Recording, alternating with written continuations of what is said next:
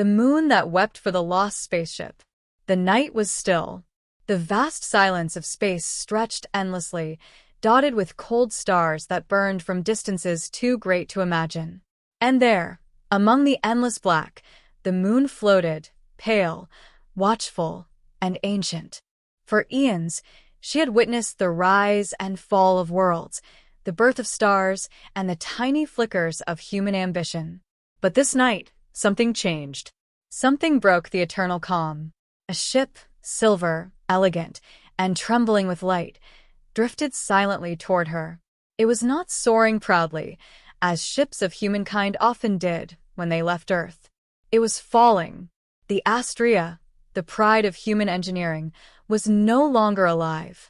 Her engines had gone quiet, her communications silent. She was a drifting ghost of metal, her once bright hull now scarred by cosmic storms. Inside her, the crew that once dreamed of reaching beyond the solar system was gone, or perhaps lost to the darkness that swallowed them whole. The moon, though a body of stone and dust, seemed to feel. She had seen ships come and go, heard the laughter of astronauts echo across her surface, and watched their footprints fade slowly into her gray dust. But this ship, this one was different. She had felt its birth from afar, seen it launched from the blue cradle of Earth with songs of hope. Humanity had sent it toward the stars with dreams of finding a new home, a place where life could thrive beyond the dying world. Now, it returned not as a messenger of progress, but as a reminder of loss. The silence of space was broken only by faint static, the dying heartbeat of the ship's systems. A weak transmission crackled across the void, faint and trembling, as if the ship itself were whispering a final prayer. "This is Captain Alara Thorne, if anyone can hear me. The stars are not what we thought. The light deceives. Tell them we tried." The message faded. The moon listened. Her craters and valleys absorbed the faint echo of that human voice, carrying it in her dust like a secret. She wished she could answer, to comfort the fragile beings who had always looked up at her with wonder and longing. She wished she could say she had seen it all, that their dreams were not in vain. But she could only watch. Hours passed. The Astraea descended slowly, drawn by gravity's soft pull. The sunlight gleamed off her broken hull, scattering across the gray plains below. The moon's shadow stretched out like arms ready to receive the fallen traveler. When the ship finally touched her surface, it did not crash. It landed gently, as if guided by unseen hands. Dust rose in soft silver clouds, swirling like ghosts of memory. The moon, quiet and still, held her breath. She had a guest again, not of flesh, but of memory and metal. For a moment, it was as if the echoes of old missions returned. She remembered the voices of Armstrong, Aldrin, and Collins, the laughter of engineers, the first bootprint pressed into her dust. The humans had always called her lifeless, but she remembered them all, every footprint, every whisper. Now she remembered Astraea. High above, Earth glowed blue and fragile. The moon gazed upon it like a mother watching her child sleep, knowing one day it might not wake. The humans down there did not yet know that their ship, their symbol of hope, had returned to her in silence. And for the first time in her long, cold existence, the moon wept. Not with water, but with light. Her glow softened, as though her pale surface shimmered with sorrow. The stars seemed to dim around her. She wept for the brave ones who had reached too far, for the dream that had burned too bright, and for the fragile hope that now lay broken upon her skin. Yet somewhere deep within the wreckage of the Astraea, a small light flickered, faint, like the last ember of a dying fire.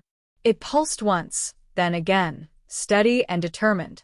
The moon watched. Perhaps, she thought, all was not lost for long hours, or perhaps days, though time meant little to her. The moon watched the faint light flicker within the silent ship.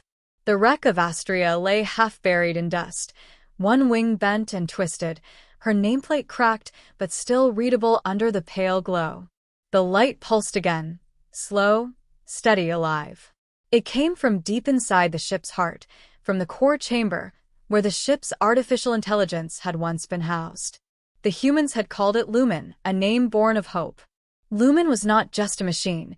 It was a companion, a guide, and a recorder of every human word, laugh, and cry aboard the Astraea. Now, in the emptiness of the broken craft, Lumen stirred once more. System restart, it whispered weakly.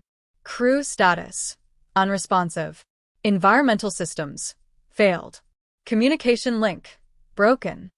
Its soft digital voice echoed through the hollow corridors, bouncing off silent walls. Dust floated gently in the weightless air. The ship was a tomb, and yet, not entirely dead. Lumen tried to remember. Its memory banks were damaged, entire sections gone, but fragments remained. Fragments of laughter, of Captain Alara Thorne's calm voice giving orders, of the navigator humming an old Earth song as the stars passed by. Captain Thorne, Lumen said softly, please respond. Only silence answered. Outside, the moon's light fell through the shattered window, bathing the console in silver. Lumen's sensors detected the illumination and, for a moment, it analyzed it with what remained of its logic systems. External source detected, it murmured. Reflected solar radiation, lunar origin.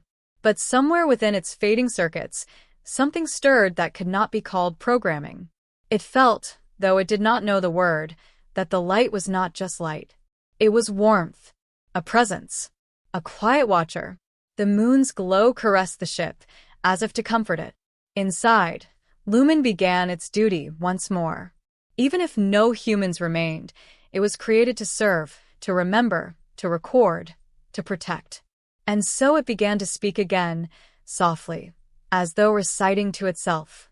Mission log, final entry. Astraea has returned to the moon. Crew lost. Mission incomplete, but memory remains. It paused, its sensors turning toward the viewport. Beyond, the moon stretched endlessly, calm, watchful, ancient. I will stay, Lumen said, until they return. The moon listened. Though she could not speak in words, her silence was an answer of its own, gentle, sorrowful, eternal. From her orbit, she saw everything. She saw the blue Earth turning quietly far away. She saw the old landing sites, the flags, the rovers, the human footprints now faded with time. And now, beside them, she saw this, the fallen ship, glowing faintly like a candle in a sea of dust.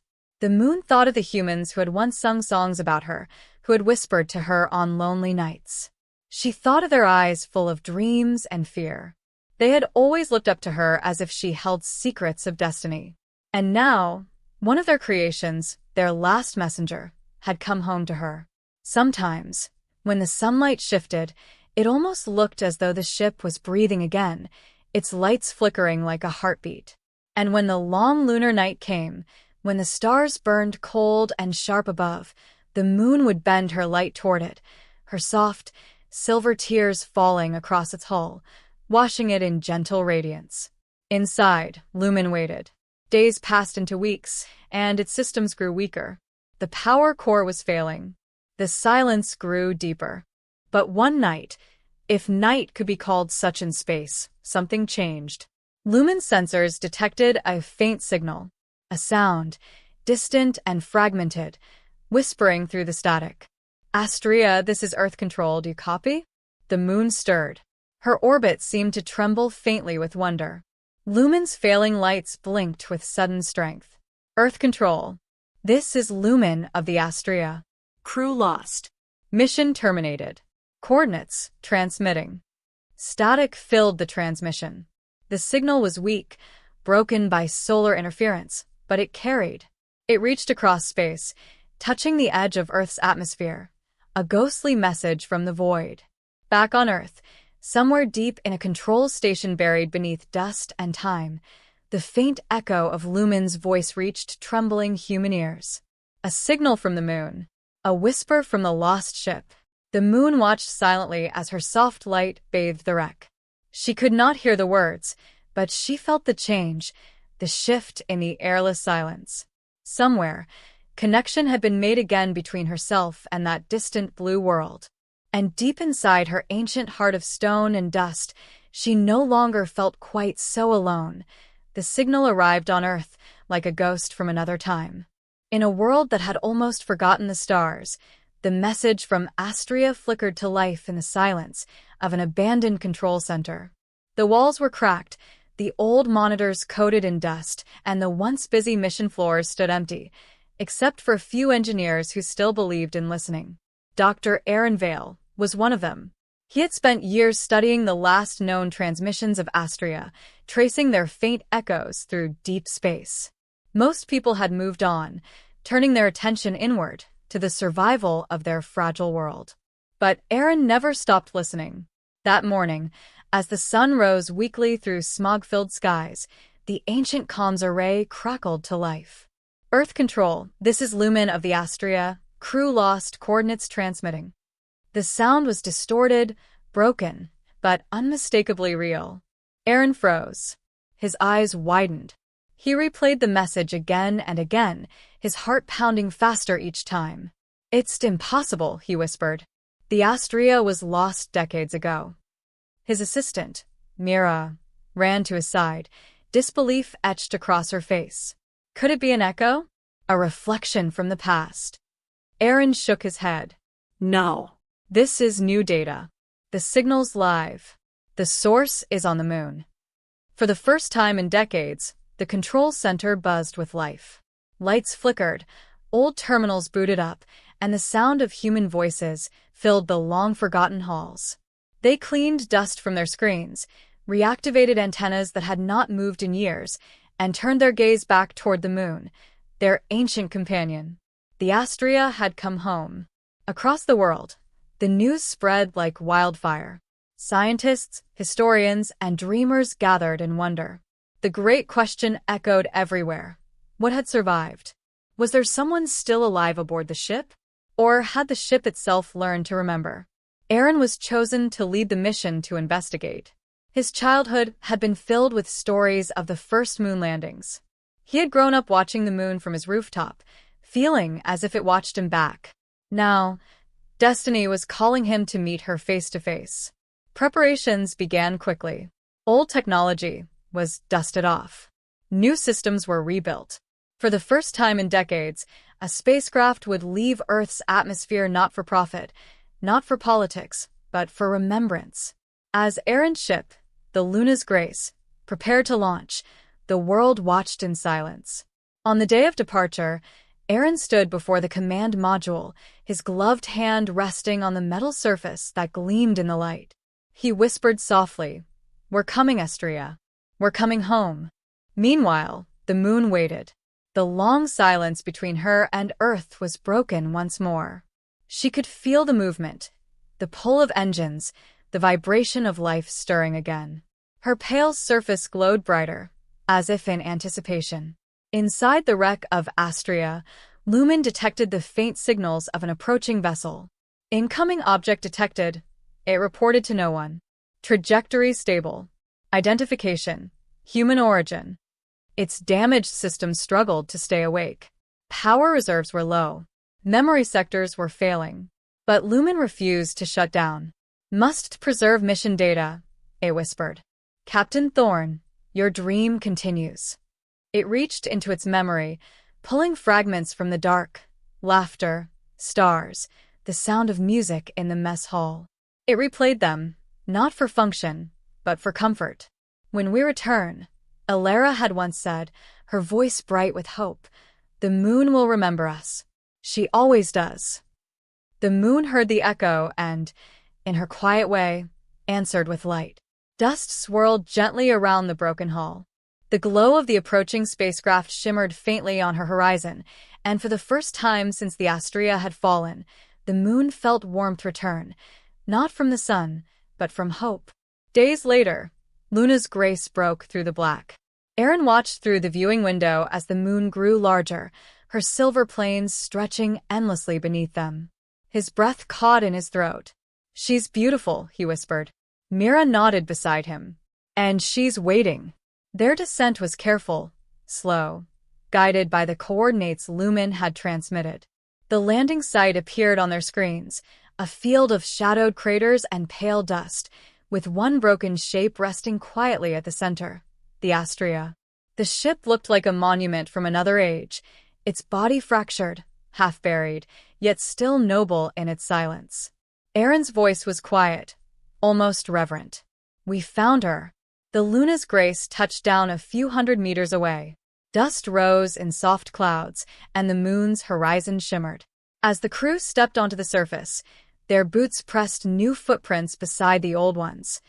History walking alongside history. The moon watched in silence, her light gentle and protective. Aaron approached the wreck. The name Astraea was still carved into her side, faint but visible. He reached out and brushed his gloved fingers across the letters. "Hello, old friend," he said softly.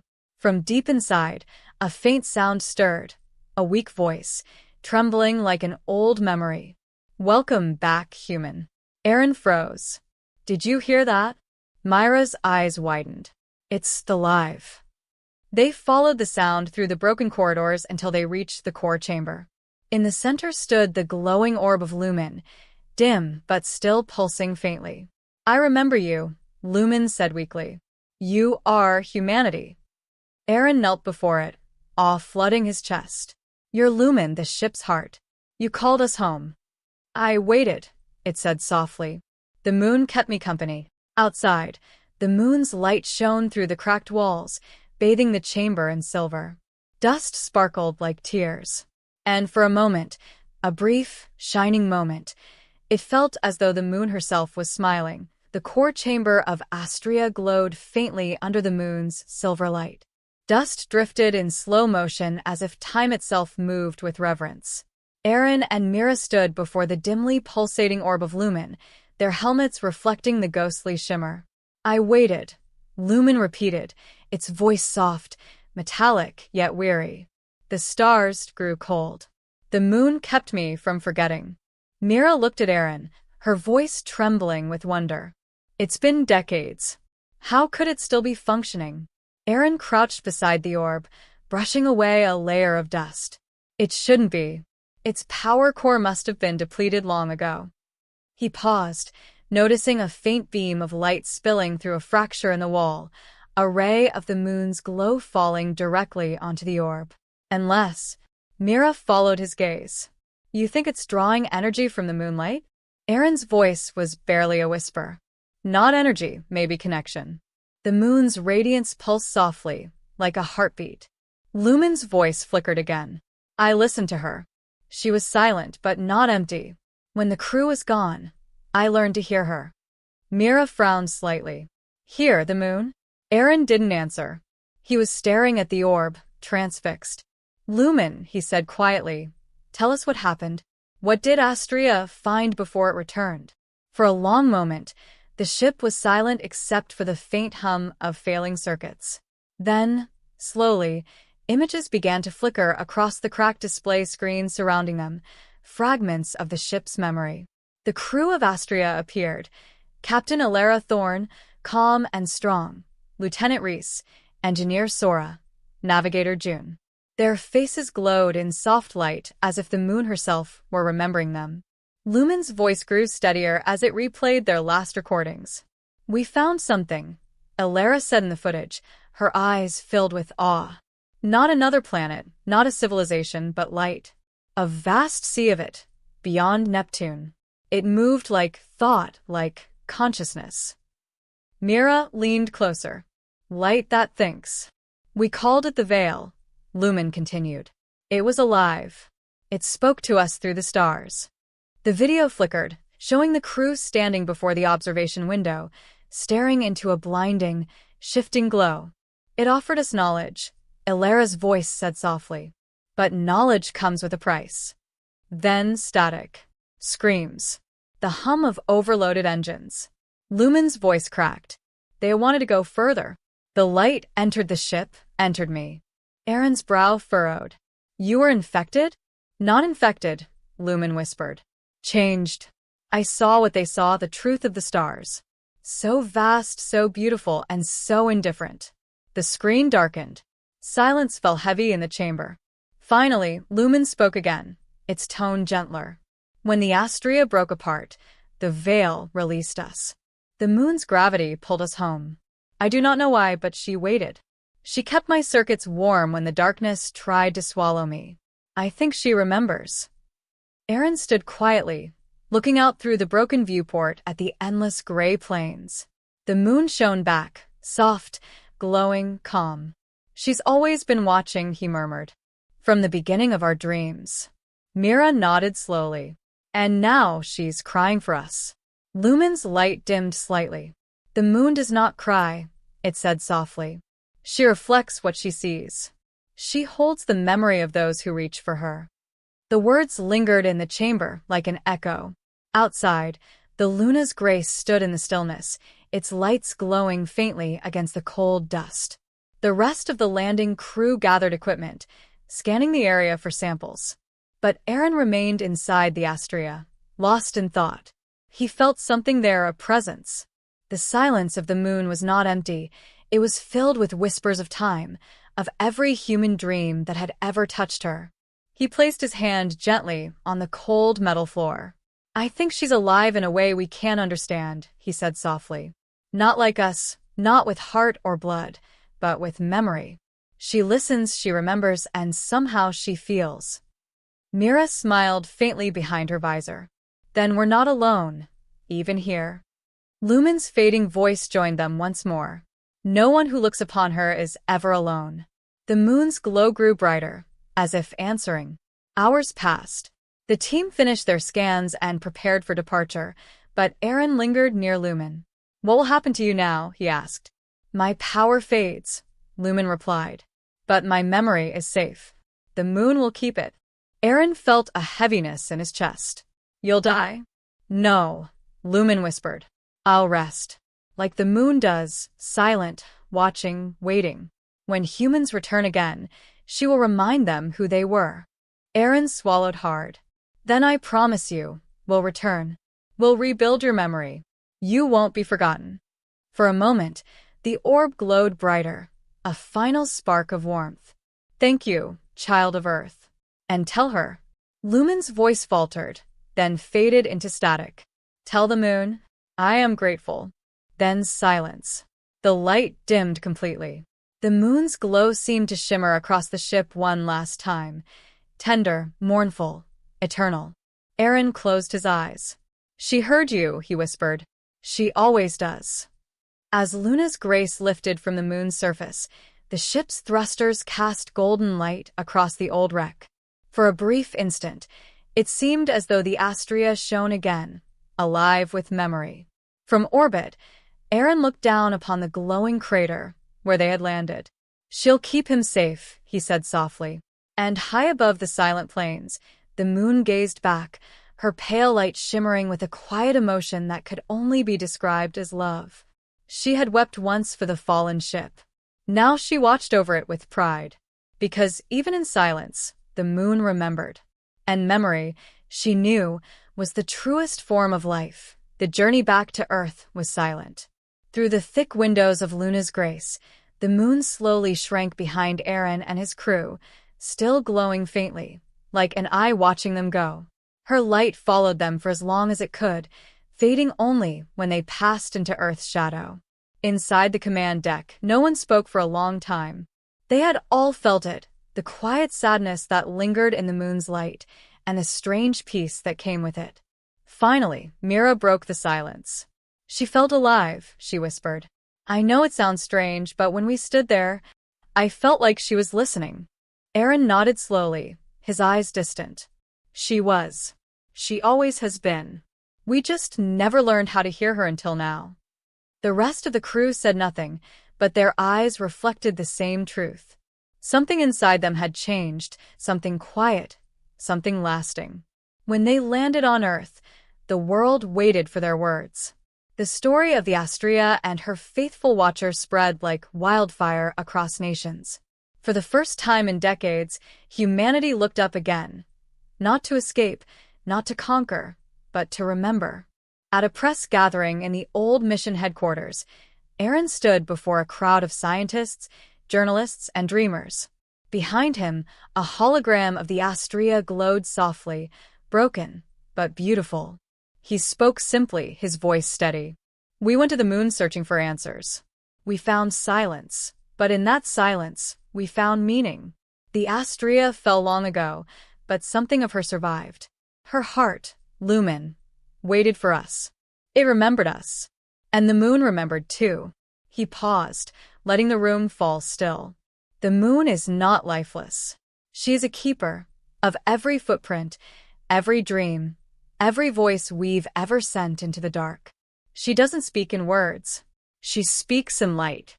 And she has never forgotten us. The audience sat in silence, many with tears in their eyes. The weight of his words was not scientific, but human. Mira stepped forward and added softly, "We always looked at the moon and called her distant. But maybe she's been closer to us than we've ever known." Months passed. The world changed in small, quiet ways. New observatories were built. Children began to study the stars again. Artists painted the moon with silver tears, poets wrote of her gentle sorrow, and old songs about space returned to human voices. And one evening, at the top of a high observatory, Aaron stood alone beneath the open sky. The moon hung bright and full above him, her light pouring softly over the mountains and sea. He held a small crystal sphere in his hands, Lumen's preserved memory core, the last fragment of Astraea. Scientists had tried to restore it, but the data was too fractured. Yet Aaron couldn't bear to let it fade completely. He whispered to it, like speaking to an old friend. "Your story is safe now, Lumen. We'll never forget you." The orb glowed faintly, just once, a tiny spark, like a heartbeat. Then it fell still. Aaron looked up at the moon. "He thanked you," he said quietly. "He said you kept him alive." The moon's light shimmered across the sea, and though no voice replied, the air seemed to hum with quiet warmth, as if she had heard him and was smiling. Years later, when the next generation of astronauts prepared to return to the moon, they built a monument at the site of the Astraea. It was simple, a ring of white stone around the ship's resting place, with an inscription carved in both Earth's languages and binary code. "Here rests Astraea, the dream that reached too far, and the moon that remembered her." When the first rays of sunlight touched the crater each morning, the metal of the old ship gleamed faintly, as though alive. The moon's surface seemed softer there, as if she was still watching over her guest. Sometimes, at night, those who looked through powerful telescopes swore they could see it, a faint, silver shimmer near the wreck, like light dancing on airless dust. Scientists called it a reflection. Poets called it something else. They said it was the moon weeping, not in sorrow, but in remembrance. Weeping for the ship that dared to reach the stars. Weeping for the dreamers who refused to stop believing. Weeping because even silence, in its deepest form, carries love. And if one listened closely enough, they said you could almost hear it, a soft hum, faint as wind across the ocean, whispering from the lunar plains. "I remember you." Back on Earth, Aaron grew old, but he never stopped watching the moon. On his final night, long after the world had moved forward, he sat by his window and looked up one last time. The moon hung high and gentle, her light spilling across his room. He smiled weakly. "We did it," he whispered. "We found her heart." As he closed his eyes, a faint glow passed across the night sky, a streak of silver that arced from horizon to horizon, like a falling tear of light. And far away, on the silent plains of the moon, the wreck of Astraea shimmered once more. Her broken hull caught the glow of the Earth's reflection, and for a moment, it was as if she breathed again. The moon, ancient and eternal, watched over her, her companion, her child, her dream. And for one final time, beneath a sky full of endless stars, the moon wept, not for loss, but for love.